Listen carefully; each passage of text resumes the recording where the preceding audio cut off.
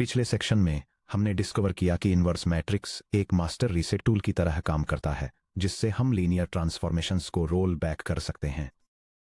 लेकिन जब इन्वर्स आसानी से अवेलेबल न हो या जब हम नॉन स्क्वायर सिस्टम्स के साथ काम कर रहे हों, तो हम कॉम्प्लेक्स मैट्रिसेस को एक्चुअली सिंपलीफाई कैसे करते हैं? इसका आंसर लीनियर अलजेब्रा के सबसे वर्सेटाइल टूलकिट्स में से एक में छिपा है, एलिमेंट्री रो ऑपरेशंस और एशेलॉन forms.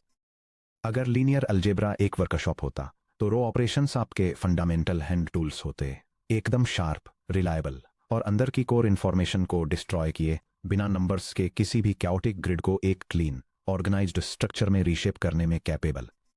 Section break. The 3 legal moves, elementary row operations यानी ROOs।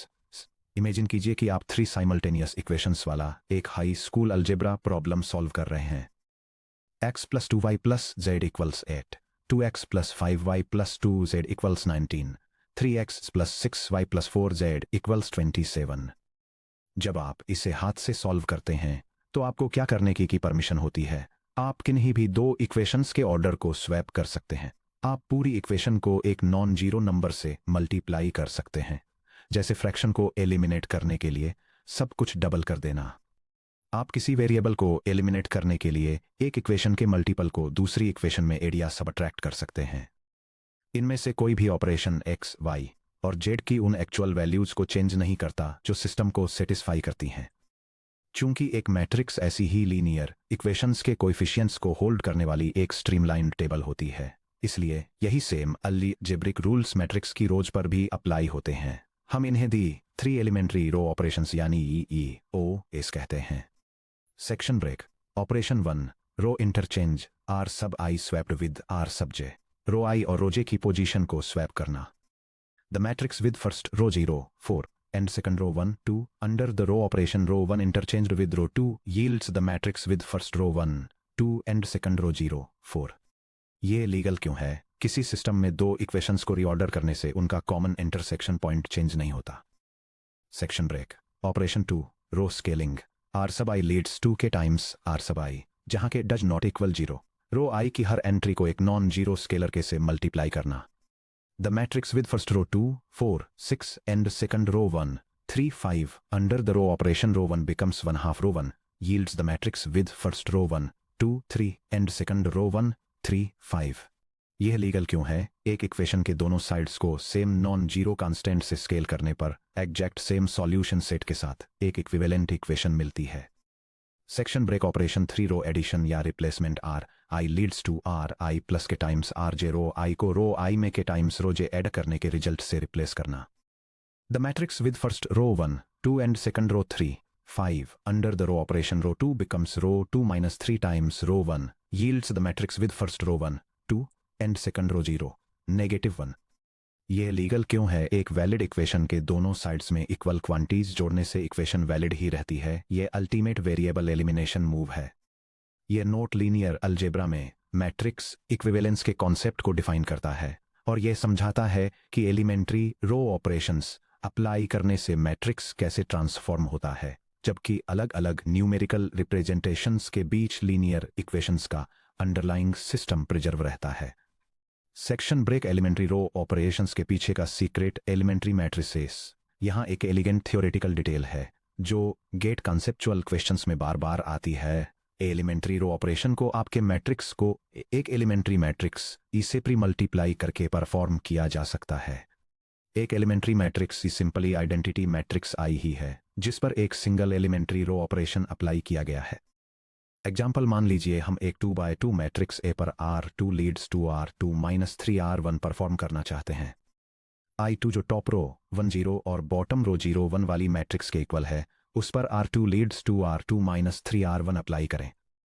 Equals the matrix with first row 1, 0 and second row -3, 1, 2। अभी डॉटे को मल्टीप्लाई करें। E times A equals the matrix with first row 1, 0 and second row -3, 1 multiplied by the matrix with first row 1, 2 and second row 3, 5 which equals the matrix with first row 1, 2 and second row 0, -1। ध्यान दें कि EA exact वही result produce करता है जो directly row operation perform करने से मिलता है। क्योंकि हर एलिमेंट्री रो ऑपरेशन रिवर्सिबल होता है, इसलिए हर एलिमेंट्री मैट्रिक्स ई नॉन सिंगुलर और इन्वर्टिबल होती है। इसका इन्वर्स ई इन्वर्स सिंपली वही एलिमेंट्री मैट्रिक्स है जो अपोजिट रो ऑपरेशन परफॉर्म करती है।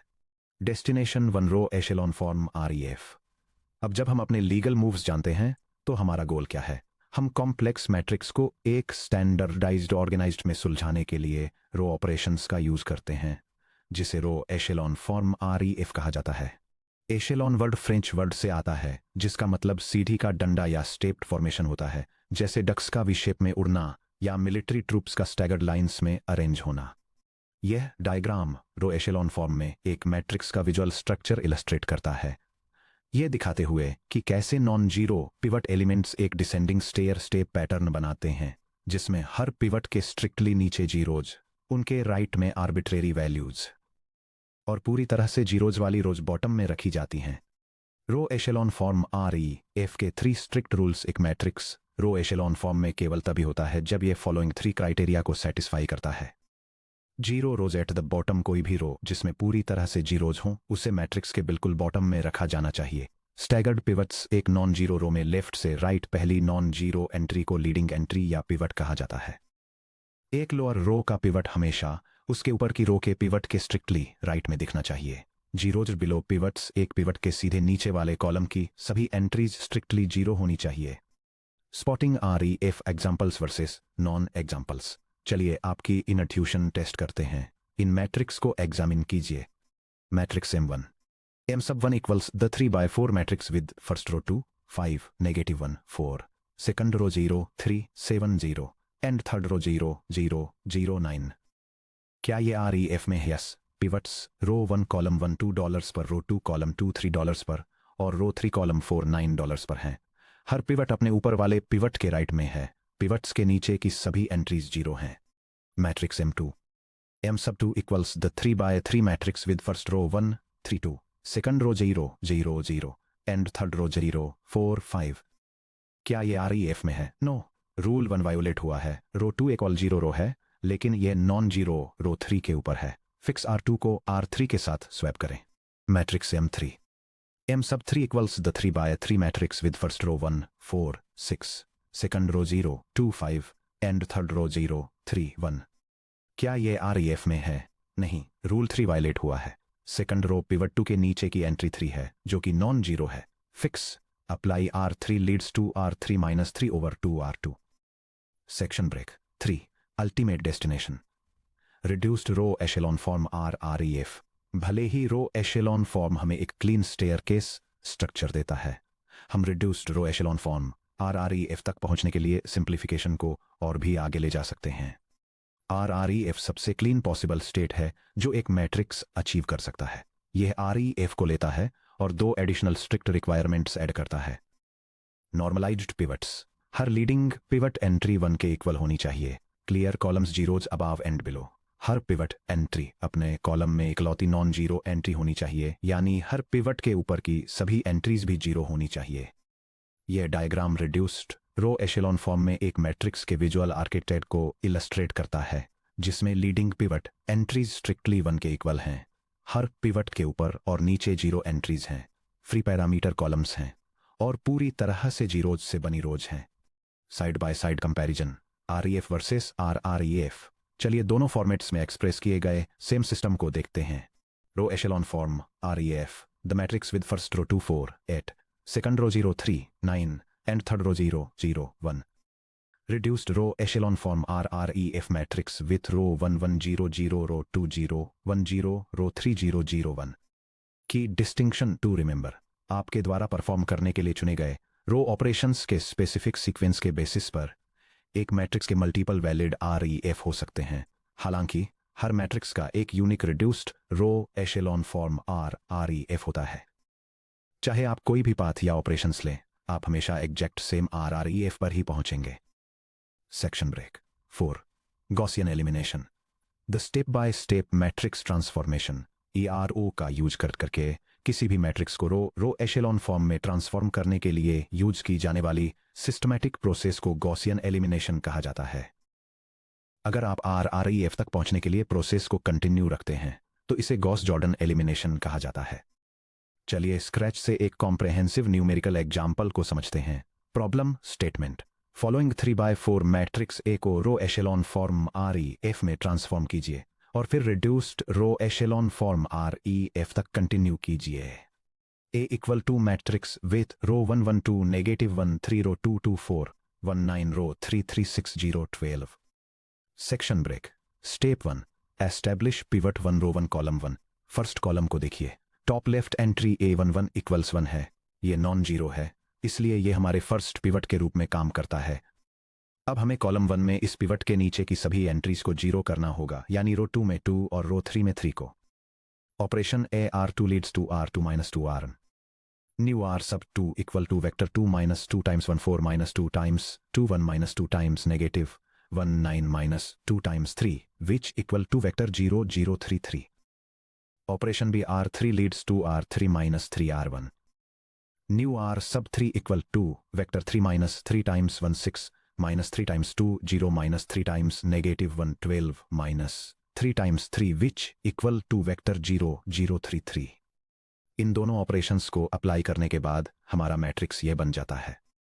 A superscript 1 equal to matrix with row 1 1 2 -1 3 row 2 0 0 3 3 row 3 G 0 0 3 3। Section break. Step 2, pivot 2 establish करें नीचे और राइट में मूव करते हुए। अब हम रो 1 और कॉलम 1 को इग्नोर करते हैं और रो 2 से स्टार्ट होने वाले बाकी सब मैट्रिक्स को देखते हैं। ध्यान दीजिए कि रो 1 के नीचे कॉलम 2 0 से भरा हुआ है। हम पोजीशन 2 2 पर पिवट नहीं बना सकते, इसलिए हम राइट वर्ड कॉलम 3 की तरफ बढ़ते हैं। पोजीशन 2 3 पर एंट्री 3 है जो कि नॉन जीरो है, ये हमारा सेकंड पिवट बन जाता है। हमें कॉलम 3 में इस पिवट के नीचे की सभी एंट्रीज को जीरो करना होगा रो 3 में जो 3 है। Operation C R3 leads to R3 - R2। New R sub 3 equal to vector 0 - 0 0 -0 3 -3 3 -3 which equal to vector 0 0 0 0। हमारे मैट्रिक्स को अपडेट करते हुए A superscript 2 equal to matrix with row 1 1 2 -1 3 row 2 0 0 3 3 row 3 0 0 0 0। Section break. Step 3, row echelon form status check करें। चलिए हमारे REF rules के against E2 को evaluate करते हैं। 0 आई रो एट बॉटम। हाँ, रो 3 पूरी तरह से जीरो है और सबसे नीचे स्थित है। स्टैगर्ड पिवट्स, पिवट 1 1 1 पर है, पिवट 2 2 3 पर है, 2 3 स्ट्रिक्टली 1 1 के राइट में है। Zeros below pivots. हाँ, पिवट 1 और 2 के नीचे की सभी एंट्रीज जीरो हैं। कंग्रेचुलेशंस, मैट्रिक्स A2 ऑफिशियली रो एशेलॉन फॉर्म REF में है। यह सेक्शन रो एशेलॉन फॉर्म में एक मैट्रिक्स के लिए पिवट पोजीशंस, पिवट वैल्यूज और पिवट कॉलम्स और फ्री कॉलम्स के बीच के डिफरेंस को समराइज करता है। Section break. Step 4, continue to reduced row echelon form RREF। हमारे REF मैट्रिक्स को RREF में कन्वर्ट करने के लिए हम दो फाइनल स्टेप्स अप्लाई करते हैं। सभी पिवट्स को 1 पर नॉर्मलाइज करें। राइट से लेफ्ट काम करते हुए हर पिवट के ऊपर की नॉन जीरो एंट्रीज को क्लियर करें। स्टेप 4A, पिवट 2 को 1 पर नॉर्मलाइज करें। रो 2 में कॉलम 3 पर 3 का एक पिवट है। रो 2 को 1/3 से स्केल करें। R2 leads to 1/3 R2। A superscript 3 equal to matrix with row 1 1 2 -1 3 row 2 0 0 1 1 row 3 0 0 0 0। Step 4B, pivot 2 के ऊपर की एंट्रीज को जीरो करें। कॉलम 3 में हमारे पिवट 1 के ऊपर रो 1 में एक -1 है। इसे एलिमिनेट करने के लिए रो 2 को रो 1 में ऐड करें। R1 leads to R1 + R2। New R sub 1 equal to vector 1 + 0 2 + 0 -1 + 1 3 + 1 which equal to vector 1 2 0 4। इसे वापस प्लग इन करने पर हमारा फाइनल मैट्रिक्स मिलता है। A superscript REF equal to matrix with row 1 1 2 0 4 row 2 0 0 1 1 row 3 0 0 0 0। Section break. Final RREF matrix की visual anatomy. चलिए dissect करते हैं कि यह फाइनल RREF मैट्रिक्स हमें क्या बताता है। एक मैट्रिक्स जिसकी रो 1 1 2 0 4 रो 2 0 0 1 1 रो 3 0 0 0 0 है। पिवट कॉलम्स 1 और 3 हमारे प्राइमरी स्ट्रक्चरल पिवट्स कंटेन करते हैं। फ्री कॉलम्स 2 और 4 पिवट्स कंटेन नहीं करते। सिस्टम ऑफ इक्वेशंस में ये फ्री वेरिएबल्स को करस्पॉन्ड करते हैं जो कोई भी आर्बिट्रेरी वैल्यू ले सकते हैं। Section break. 5, पिवट कॉलम्स और वेरिएबल टाइप्स। जब A vector x equals vector b के फॉर्म के सिस्टम्स ऑफ लीनियर इक्वेशंस को सॉल्व करने के लिए रो ऑपरेशंस का यूज करते हैं तो RRE एफ मैट्रिक्स का स्ट्रक्चर इमीडिएटली सॉल्यूशंस का नेचर रिवील करता है। चलिए हमारे RRE एफ मैट्रिक्स को variables x1 x2 x3 x4 के साथ वापस एक अलजेब्रिक इक्वेशन फॉर्मेट में मैप करते हैं। 1x सब 1 प्लस 2x सब 2 प्लस 0 सब 3 प्लस 4x सब 4 इक्वल्स 0, जिसका मतलब है x सब 1 इक्वल्स नेगेटिव 2x सब 2 माइनस 4x सब 4 1x सब 3 प्लस 1 x सब 4 इक्वल्स 0, जिसका मतलब है x सब 3 इक्वल्स नेगेटिव 1x सब 4। नोटिस करें कि हमने पिवट वेरिएबल्स x1 और x3 को पूरी तरह से फ्री वेरिएबल्स x2 और x4 के टर्म्स में कैसे एक्सप्रेस किया है। ये नॉट लीनियर सिस्टम वेरिएबल्स को पिवट कॉलम्स से जुड़े डिपेंडेंट पिवट वेरिएबल्स और नॉन पिवट कॉलम्स से जुड़े इंडिपेंडेंट फ्री वेरिएबल्स में क्लासिफाई करता है। क्योंकि x2 और x4 को कोई भी रियल नंबर्स असाइन किए जा सकते हैं, इसलिए इस सिस्टम के इनफाइनाइटली मेनी सॉल्यूशंस हैं। Fundamental variable relationship formula n columns वाले किसी भी मैट्रिक्स A के लिए total columns n equals number of pivot columns plus number of free columns. यह simple balance equation engineering mathematics में सबसे ज्यादा टेस्ट किए जाने वाले कॉन्सेप्ट्स में से एक है। 6 high value GATE exam traps और pro tips. Trap 1 the illegal row combination. Simultaneous row operations perform करते समय एग्जाम की एक क्लासिक मिस्टेक होती है। मान लीजिए आप रो 1 का यूज करके रो 2 और रो 3 की एंट्रीज क्लियर करना चाहते हैं। वैलिड। रो 2 becomes रो 2 minus 2 times रो 1। रो 3 becomes रो 3 minus 3 times रो 1। यहां R1 कांस्टेंट रहता है जबकि R2 और R3 को मॉडिफाई किया जाता है। इनवैलिड या डेंजरस। रो 2 becomes रो 2 minus रो 3। रो 3 becomes रो 3 minus रो 2। यहां आप एक अपडेटेड R3 का यूज करके R2 को साइमल्टेनियसली मॉडिफाई कर रहे हैं। यह इंफॉर्मेशन को डिस्ट्रॉय कर देता है और इससे जीरो की इनकरेक्ट रोज मिलती हैं। यह गाइडलाइन मैट्रिक्स रो ऑपरेशंस के लिए एक इंपॉर्टेंट सेफ्टी रूल को हाईलाइट करती है, जिसमें इस बात पर जोर दिया गया है कि कभी भी टारगेट रो को जीरो से मल्टीप्लाई न करें या ऐसी रो का यूज न करें जो साइमल्टेनियसली अपडेट हो रही हो। ट्रैप 2 रो ऑपरेशंस को कॉलम ऑपरेशंस के साथ मिक्स करना। स्टूडेंट्स अक्सर पूछते हैं, क्या मैं तेजी से जीरो बनाने के लिए एलिमेंट्री कॉलम ऑपरेशंस यानी ECU का यूज कर सकता हूं? डिटर्मिनेंट्स या मैट्रिक्स रैंक फाइंड करते समय हाँ, आप रो ऑपरेशंस और कॉलम ऑपरेशंस को फ्रीली मिक्स कर सकते हैं। Linear equation systems AX vector equals B vector को सॉल्व करते समय या augmented matrices A bar I के जरिए इन्वर्सेस फाइंड करते समय नहीं। रो ऑपरेशंस इक्वेशंस के बीच के लीनियर रिलेशनशिप्स को प्रिजर्व रखते हैं। कॉलम ऑपरेशंस वेक्टर वेरिएबल्स के ऑर्डर को स्क्रैम्बल कर देते हैं, जिससे सिस्टम अल्टर हो जाता है जब तक कि आप वेरिएबल परम्यूटेशंस को ट्रैक न करें। इक्वेशंस सॉल्व करते समय सिर्फ रो ऑपरेशंस का ही यूज करें। Pro tip 3 the zero pivot strategy यानी पिवट सिलेक्शन। अगर आप अपने टारगेट पिवट एंट्री एक पर जीरो देखते हैं तो पैनिक न हो या तुरंत फ्रैक्शंस पर न जाएं। बस कॉलम के नीचे किसी भी ऐसी रो को देखें जिसमें नॉन जीरो एंट्री हो, आइडियली 1 या -1, और रो स्वैप यानी R के स्वैप RM परफॉर्म करें। एग्जाम्पल, रो 1 0 2 5 रो 2 1 3 4 रो 3 2 1 7 वाली मैट्रिक्स को जब रो 1 और रो 2 को स्वैप करके ट्रांसफॉर्म किया जाता है तो वो रो 1 1 3 4 रो 2 0 2 5 रो 3 1 7 वाली मैट्रिक्स देती है। एक सिंगल स्वैप के साथ आप मैसी फ्रैक्शंस लाए बिना 1,1 पर 1 का एक क्लीन पिवट हासिल करते हैं। Master summary table echelon forms. यह टेबल कई की फीचर्स में row matrix, row echelon form और रिड्यूस्ड रो एशेलॉन फॉर्म की प्रॉपर्टीज को कंपेयर करती है। ऑल जीरो रोज के लिए एक रो मैट्रिक्स उन्हें कहीं भी रहने की परमिशन देता है, जबकि रो एशेलॉन फॉर्म और रिड्यूस्ड रो एशेलॉन फॉर्म दोनों में उन्हें बॉटम में रखना जरूरी होता है।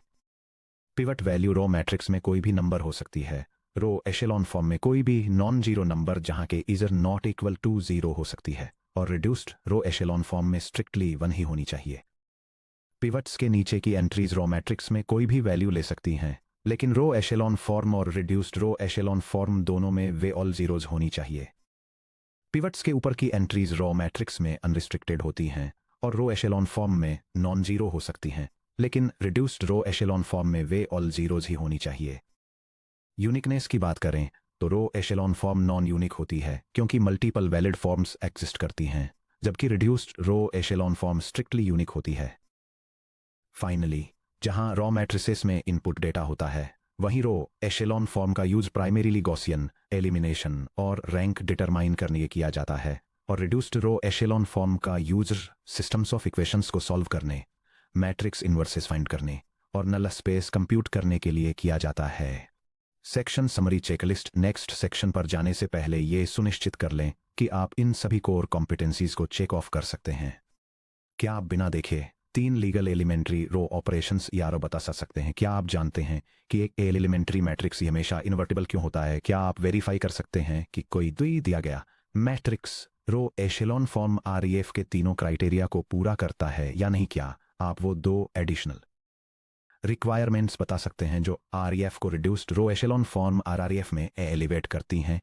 क्या आप पिवट कॉलम्स और फ्री कॉलम्स को आइडेंटिफाई करने के लिए 3/4 मैट्रिक्स पर गॉसियन एलिमिनेशन परफॉर्म कर सकते हैं? क्या आप समझते हैं कि ऑगमेंटेड मैट्रिसेस का यूज करके AX = B को सॉल्व करते समय कॉलम ऑपरेशंस का यूज क्यों नहीं किया जा सकता? अब जब आपने सीख लिया है कि किसी भी मैट्रिक्स को उसकी क्लीन स्टैंडर्डाइज्ड एशेलॉन फॉर्म में कैसे रिड्यूस किया जाता है, तो एक नेचुरल सवाल उठता है कि इन एशेलॉन फॉर्म्स में नॉन जीरो रोज वास्तव में क्या रिप्रेजेंट करती हैं।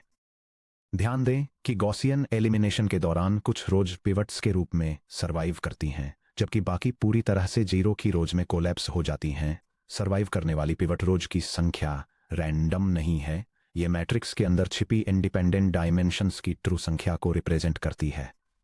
नेक्स्ट सेक्शन में हम 1.8 rank of A matrix understanding linear independence and dimensionality simply में इस फंडामेंटल स्ट्रक्चरल काउंट को फॉर्मलाइज करेंगे।